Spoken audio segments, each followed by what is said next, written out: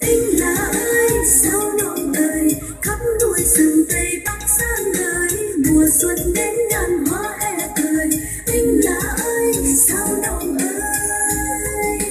anh là ai sao nồng ơi, khắp núi rừng tây bắc sang đời, mùa xuân đến ngàn hoa e cười. Anh là ai sao nồng ơi.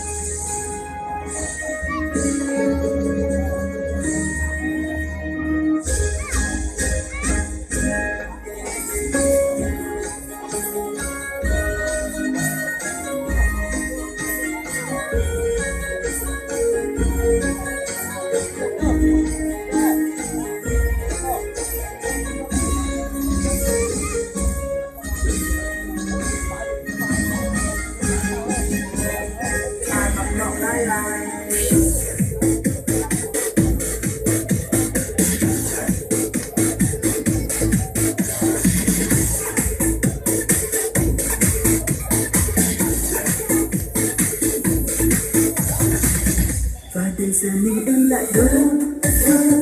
lạc vào giấc mơ rồi lại chơi vơi, nhưng giờ đất trời nơi nào xa xôi, ban đêm tối ai vẫn đợi em để gần anh mãi. Và em muốn biết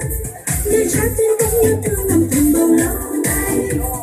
sẽ mang đến cho mình ước mơ về hạnh phúc ấy, hay là nỗi xót xa hay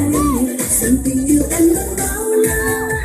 rồi sẽ tới một ngày anh chợt nhận ra tình ta như đóa hoa khi nắng mai,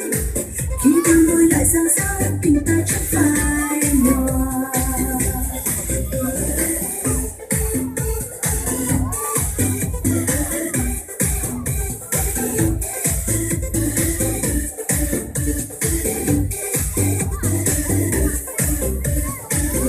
Và đến giờ mình em lại bơ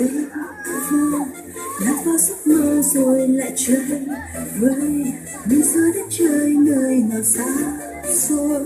màn đêm tối ai dừng đợi em để gần